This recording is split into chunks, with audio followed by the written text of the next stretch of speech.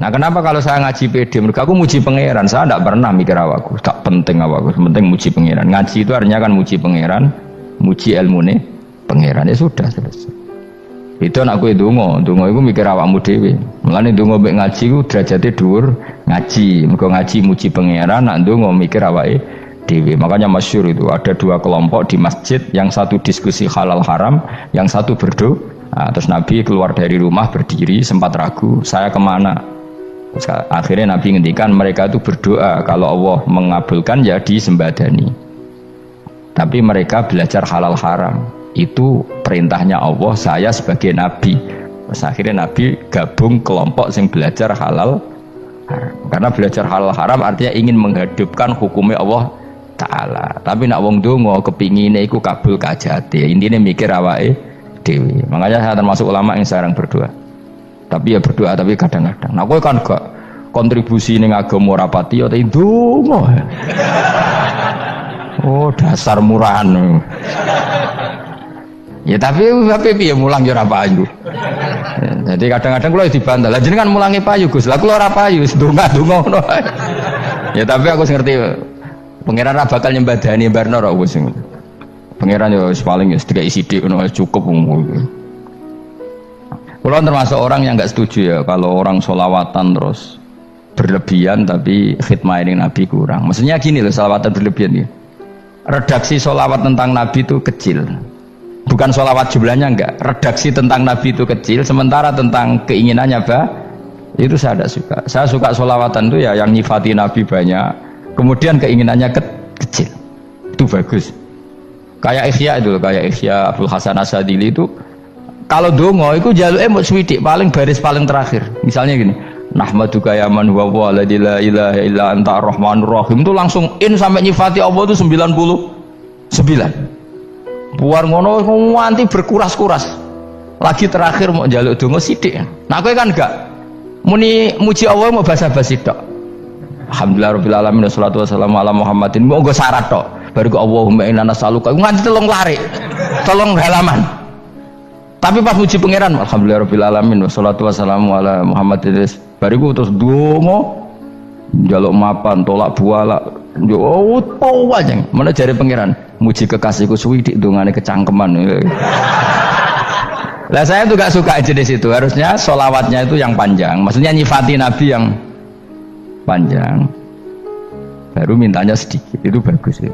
Di akhlak. Makanya saya diantara sholawat yang senang itu sholawatnya Habib Ali Al-Habsyi yang ngarang Simtudur. Kalau beliau baca sholawat itu sholatan yattasilu biha ruhul musolli alaihi bi fayam basitu fi qalbi sirru nuri ta'alluqi bi wa hubbi wa yuktabu biha bi inayatillahi ta'ala fi hisbi. Jadi dia baca sholawat itu, ya Allah berikan sholawat kepada kekasihmu Muhammad. Dengan sholawat ini rohnya saya, musolli itu rohnya saya yang membaca sholawat bisa sambung dengan rohnya Rasulullah. Dan setelah sambung saya terhitung sebagai orang yang mencintai Rasulullah. Dan saya berharap dari cinta itu saya tertulis sebagai umatnya. Nah aku kan enggak mau sholawat itu mau saya termasuk orang yang enggak saya loh ya. Tapi ya tetap baik timbang nganggo primbon ya satu sholawatan ya. Tapi boyo punya etika lah dengan Rasulullah itu. Boyo kalau dongo nyifati Nabi yang banyak, ya baru keinginan. Kan banyak tuh sholawat yang seperti yang saya misalnya di kitabnya Sayyid Muhammad ada Allahumma sholli ala sayyidina Muhammad nuri kalam alladzi. Wah nyifati Nabi itu sampai panjang lebar baru menceritakan hajatnya. Kalau kamu kan enggak nyifati Nabi basa-basi, mau sidik kan. Malah kadang orang sholli ala Muhammad. Kok ala Muhammad muni Sayyidina aja di soal. Masalah terus baru kudungannya apa? Panjang. Saya termasuk yang enggak setuju karena itu menurut saya kurang etika. Makanya Rasulullah itu kalau berdoa kalau sudah nyifati Allah, coba tak beri satu contoh saja doanya Nabi. Alhamdulillah hamdan yuwafi ni'amahu wa yukafi'u mazidah ya Rabbana lakal hamdu kama yanbaghi li jalali wajhika 'azimi sultanik. La nuksi sanaan alaika anta kama asnaita ala nafsik. Itu sudah berapa itu nyifatinya? Itu belum doanya tuh. Nah kamu kan enggak Allahumma alhamdulillahirabbil alamin Allahumma ya Allah di hajati wes gremeng itu seramu tuh kan. Jangan gak bakat wali. Nah cara kula iku sisen. Kula ya sering ngamini dongane wong ngono tapi ning atiku amin maksudnya amin barno mawon Gusti. Nanti aku amin tapi amin ku barno mawon Gusti. Wong ora jelas ngono berarti. Jadi aku muni amin tapi amin barno maksudnya ya Allah barno amin ngono maksudnya. Jadi karena tadi setahu saya doanya para nabi, para wali itu memang seperti itu. Ya coba itulah doa tadi aja yang saya sebut itu berapa kalimatnya? Apa? Alhamdulillah hamdan yuwafi ni'amahu wa yukafi mazidah ya rabbana lakal hamdu kama yanbaghi li jalali wajhika azimi sultani la nuhsi sanaan 'alaika anta kama asnita ala. Enggak terhitung pujian saya kepada engkau sebanyak engkau memuji pada diri engkau sendiri. Allahumma inni a'udzu biridhoka min sakhatika fi mu'afatika min uqubatika wa bika minka. Allahumma bi haqqi jabarutika wa bi khawsika. Kan panjang sekali doanya wali-wali itu, tapi semuanya mensifati Allah. Bahkan banyak yang kemudian lupa enggak doa. Coba haji, doa haji itu coba. Labbaik Allahumma labbaik la syarika lak innal hamda wa ni'mata laka wal mulka la syarika lak. Wa ni'mat itu kan labbaik saya siap melaksanakan perintahmu ya Allah sa'dik. Engkau yang punya pujian, engkau la syarika lak. Itu malah enggak ada, jarang malah ada doanya. Itu kalimatnya talbiyah semua. Allahumma antal azil akram itu sudah seperti itu. Karena tadi al-mu'min yashghaluhu sana 'ala Allah min ayyakuna li nafsihi dzakiran. Mukmin sejati adalah sibuk memuja Allah sampai lupa jatah dirinya sendiri. Nah, kowe kan gak mujine Allah basa-basi, dongane tenan. Itu jadi makhluk aneh, itu jadi hubungan mbek pangeran itu wong aneh. Ya tapi jangan bakat wali, semuanya ikut dadine semuanya ikut. Ya tok ngono kok mari wali kakean malah gak elit. Jadi tapi saya mohon itu di sholawat itu usahakan jumlah paling enggak jumlah sholawatnya banyak, doanya sedikit. Paling enggak misalnya kamu tidak punya kalimat yang apa baik ya mau sholawat ping 100 itu gak ada salah biar gue iling-ilingan apa kita menyebut kekasihnya Allah lebih banyak ketimbang kita menyebut hajat kita sendiri ya gitulah. Paling tidak punya etika seperti itu ya. Kalau kamu nggak punya segot-segot sing keren, bacalah sholawat berapa 100 terus cerita awam Gusti utang kula kathah mungkin raja wis roh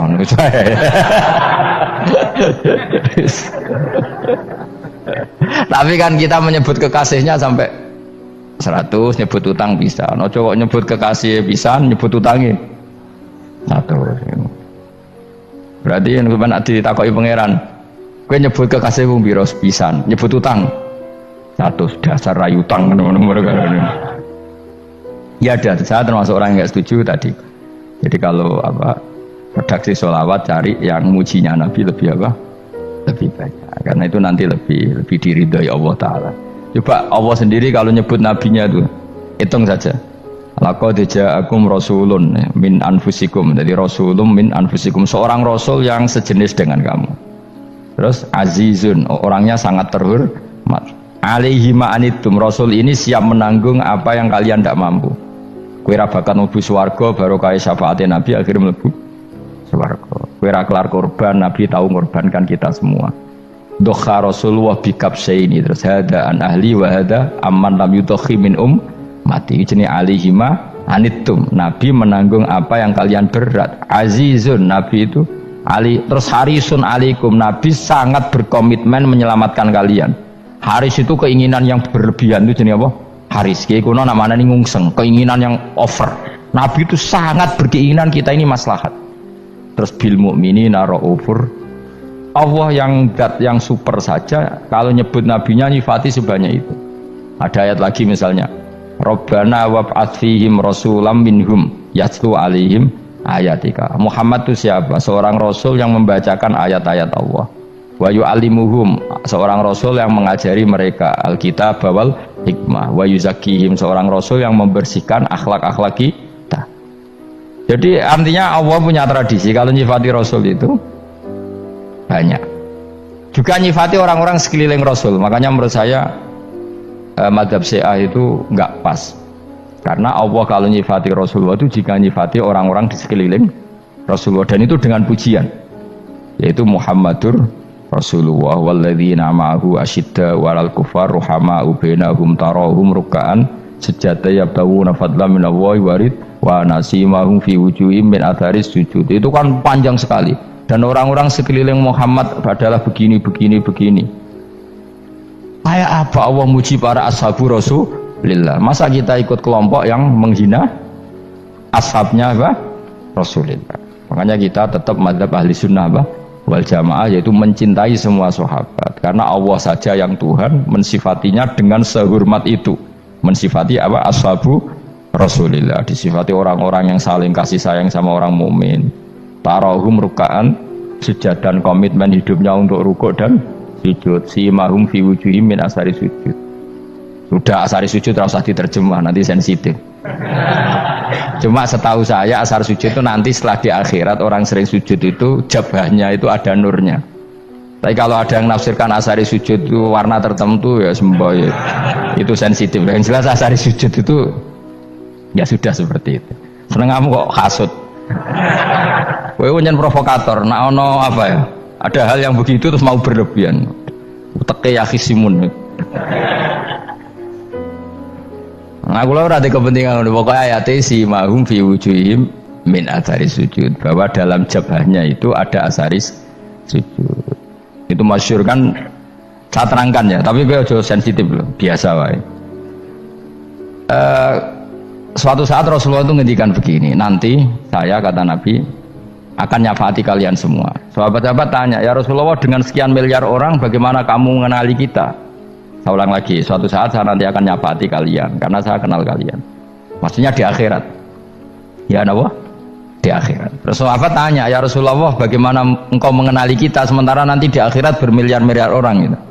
Terus Nabi ngendikan gini, jika kamu punya unta dengan tanda tertentu, saya ulang lagi, jika kamu punya unta punya tanda tertentu, dalam jidatnya ada begini, dalam tangannya ada gini, dalam kakinya ada gini, maka apa kamu bisa membedakan untamu dengan unta orang lain? Ya bisa ya Rasulullah, karena unta kita khas. Misalnya kaki depannya ada putihnya, kaki belakangnya ada putihnya, dalam baduknya ada putihnya. Kata Nabi, inna ummati yut'auna yaumal qiyamati hurran muhajjalin min asaril wudu. Nanti umatku nanti wajahnya juga bersinar, tangan kakinya juga bersinar. Jadi asar itu saya pastikan secara riwayat itu akhirat, maksudnya tentang akhirat. Tapi bahwa yang di dunia ada yang memulai asar itu gak monggo mawon. Loh itu bagus kan, artinya ekspresi percepatan. Tidak apa-apa loh, daripada kok kira jelas ini gitu. Maksudnya ya orang ngetok ya panjang jarang sujud tenan. Wes ora usah sensitif, tapi yang jelas ya nanti. Ya sampean kiamat ruang samu. Nanti hisab itu nanti kalau hitung hanya sekitar 3 jam. Hisabnya sak dunia itu hanya sekitar, karena malaikat itu tidak kesulitan sama sekali. Tak warai ya, ini nggak akan salah saya dalam hal ini karena riwayatnya sahihah. Kenapa hisab itu hanya butuh rubu'un nahar, 1/4 dari siang kan? Anggap saja siang itu 6 jam atau 12 jam, itu aja terserah. Kalau 12 paruhnya kan 6 ya. Seperti 1/4-nya berarti 3. Itu gini.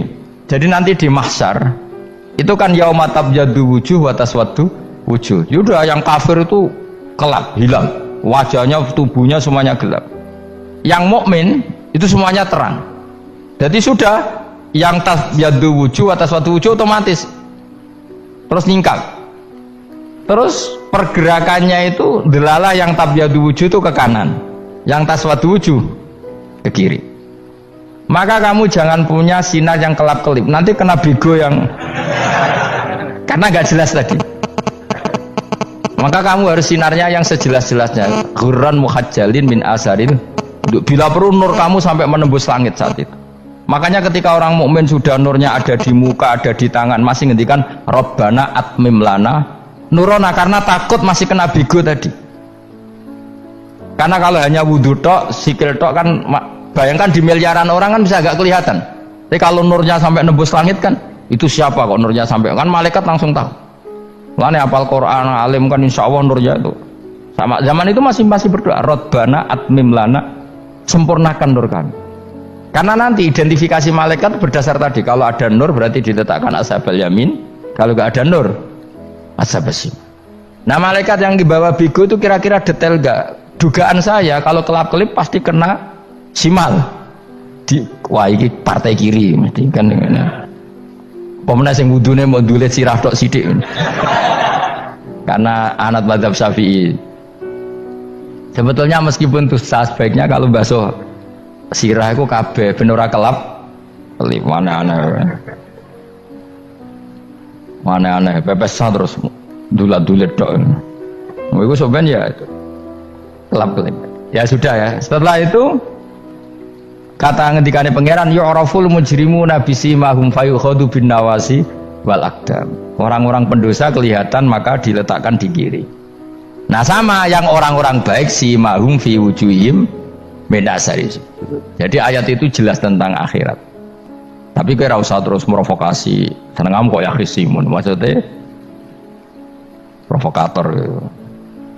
Jadi nanti yang mukmin jelas nurnya. Lah nur ini nanti dengan kadar iman kamu, perilaku kamu. Ada yang kelap-kelip, ada yang. Nah, yang kelap-kelip ini orang kena bigo itu tadi. Nanti setelah kena bigo ikut ashabi simal, yang kelap-kelip disortir lagi malaikat yang bagian detail kan ada nanti. Nah, ini terus ditubir neraka. Yang kafir bener-bener neraka, yang ini ditubir neraka. Nah, itu nanti ini yang ngel-ngelo Kanjeng Nabi digoleki ya ini itu. Mana sakit Kanjeng Nabi, mana ono kiai soleh darani, nah iso soleh dewe sakit Nabi mereka terus goleki ndi umatku sing kelap-kelip terus dicari disyafaati. Ya, imma langsung dituruti Allah, wa imma diumbasine neraka. Ya terserah rencanamu piye kon aku kowe.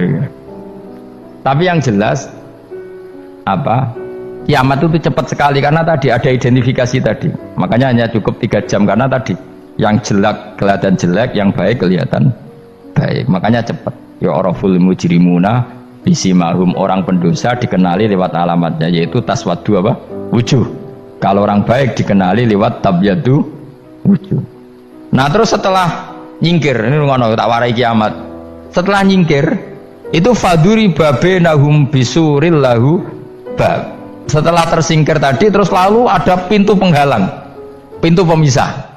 Nah pintu pemisah tadi yang sisi kanan langsung jadi surga, yang sisi kiri jadi neraka. Itu disebut faduri babenahum bisuril lahu bab batinu fi rahmatu wa dhahiruhu min qibalihil adzab. Yang pintu arah kanan otomatis wilayah surga, yang pintu kiri otomatis wilayah neraka. Nah problemnya ketika penutupan pintu itu dah yang kelap-kelip itu katut kemana ini yang makanya kamu jangan malok partai yang apa kelap-kelip yang nggak jelas itu koalisi kemana ya. Kalau partai besar kan iso nyalon presiden, partai kecil ini kan ikut mana ini kan sing sak ngisore 1%, 2% ini kan repot. Loh coba misalnya nur kamu 2%, berarti gelap kamu kan 98%. Kira-kira malaikat mengkategorikan kemana coba? Ayo jawab. Gelap. Loh kok ada semangat Pak. Padahal itu bagian dari kamu. Kalau satu tubuh itu sinarnya hanya 2%, kira-kira kategorinya itu partai gelap, partai terang. Waduh semangat kok ada itu. Berarti kegaruk kemana? Kiri. Tapi bisa saja malaikat cara berpikir gini. Tapi kok ada cahayanya ya? Padahal kata Allah yang bercahaya ashabul yamin. Kan nggak ada bilang cahaya terang.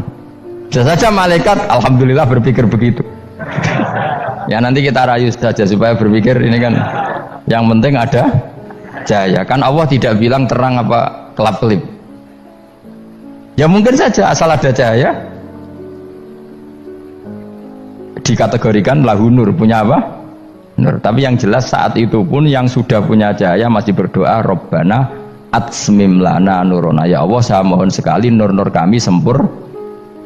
Jadi ini saya bantu teman-teman yang hafid-hafid supaya tahu maknanya ya, dan yang nggak hafid ya dengar ya. Kalau nur itu penting, makanya Nabi itu kayak apa? Nabi itu orang super itu kalau ngendikan wamat almin fauqi nuran wa min tahti nuran wa an yamini nuran wa an simali nuran, sampai terakhir Nabi masih mendoa untuk dirinya waj'alli nuran, dan semua tubuh saya jadi nur. Jadi Nabi sudah gitu kan, ya Allah jadikan sisi depanku nur, belakang kami nur, kanan nur, kiri nur, terakhir itu apa? Waj'alni nuron, dan doa semoga semua tubuh saya jadi nur. Itu termasuk doa yang sering saya baca karena saya takut kelap-kelip tadi. Ini bahaya ini kalau malaikat Saya tidak tahu cara berpikir malaikat tadi. Apa ngitung 98% maka dikategorikan apa?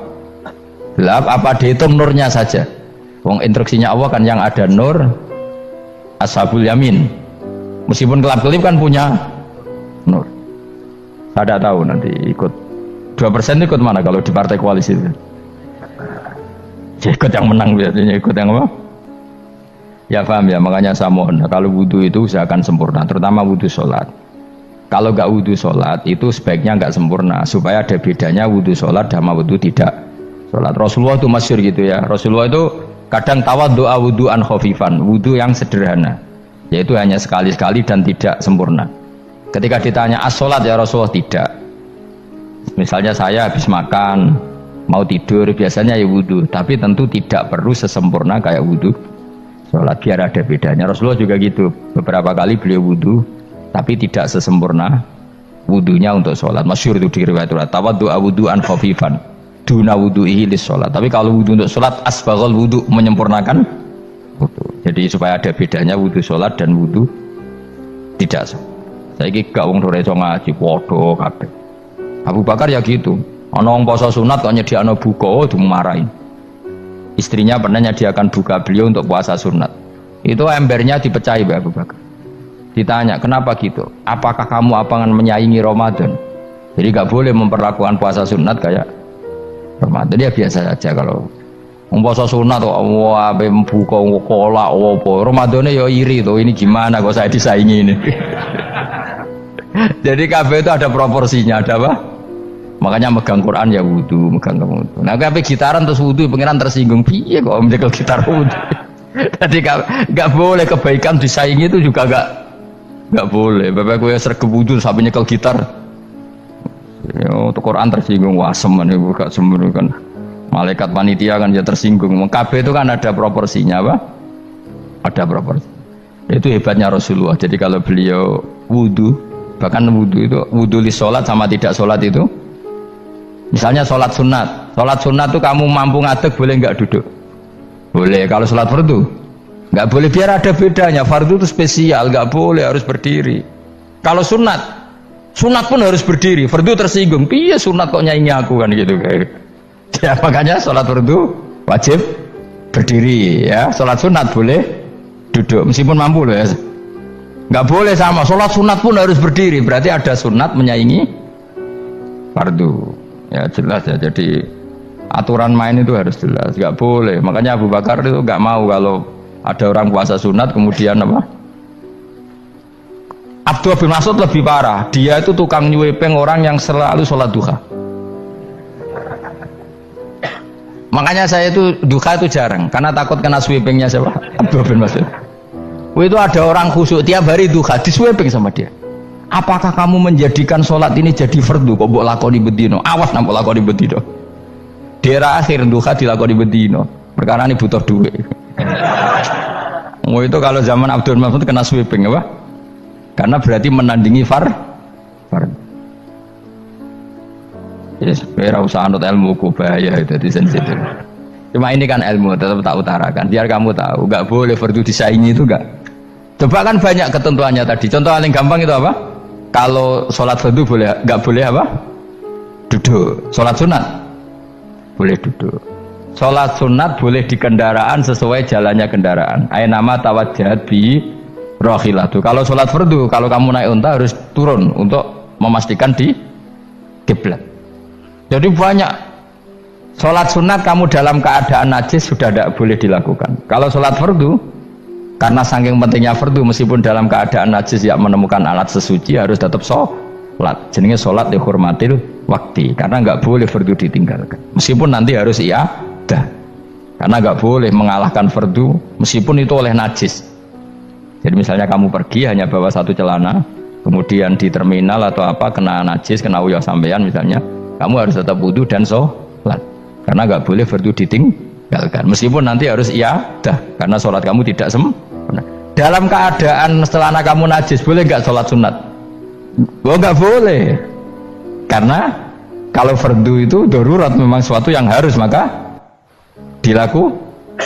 Tapi kalau kamu dalam keadaan nggak suci nggak boleh melakukan sholat apa? Sunat. Karena fardu itu spesial apa? spesial. Bon kula terusno ya. Wamtazul yauma ayyuhal mujrimun. Ya, jadi orang mujrimun harus terpisah dari orang apa? Mukmin. Dan yang keharusan itu ketika di surga. Tapi kalau di dunia ya boleh muamalah boleh. Ya muamalah yang halal maksudnya. Infaridu tegese misau sira kabeh ana mukminin sing pira-pira mukmin intakhtilatihim. Nalikane campure kufar utawa al mujrimin bi iklan al mukminin. To rujuke balik boten napa. Maksudnya rujuk itu awalnya kita sama intakhtilatihim mukminin bi iklan kufar atau kufar ning mukminin. Alam ahad ilaikum ya bani Adam. Alam ahad ana ta ora merentano ingsun ilaikum maring sira kabeh. Amurkum tegese ana ta ora merentano ingsun kum ing sira kabeh ya bani Adam ya bani Adam. Ala lisani rusuli ing atase lisane para utusan-utusan ingsun. Bukankah saya telah merintahkan kamu wahai bani Adam Allah ta'budu setan. Yen ta ora menghamba sira kabeh asetan ing setan. Ngendikane pangeran kowe ijek kanut setan ku cek nemen. Bukankah sudah saya perintahkan kamu tidak boleh diperbudak napa setan. Maknane la tutiu tegese aja taat sira kabeh ing setan. Inna sak temene setan laku maring sira kabeh aduun musuh mubinun kang jelas. Bayyinul adawati banget musuhane. Lah wong setan musuhmu kok malah mbok nut bocah kok sarap ngono. Karwan musuh kok di anut ya pangeran mergo Allah wali fid dunya wal akhirah. Wa ani buduni lan yen to nyembah sira kabeh ni ingsun. Wa anstune kelakuan budu nyembah sira kabeh ni ingsun wahidu tegese nglakoni ya tauhid sira kabeh. To mengesakno sira kabeh ni ingsun. Wa ati ulan to atau sira kabeh ni ingsun. Harusnya kita hanya ibadah ning Allah Subhanahu wa ta'ala karena dia yang menciptakan kita, tempat kita kembali. Setan itu tidak siapa-siapa, makhluk yang hina, yang lemah, pokoknya malah taat. Taat ya ning gone zat sing super, sing gawe kita, sing memberi rezeki kita dan zat yang kita kembali. Hadza utawi iki maksudane taat ning Allah taala. Hadza ay al madkur min taatillah iku siratun iku dalan thariqun untuk sedalan mustaqimun kan.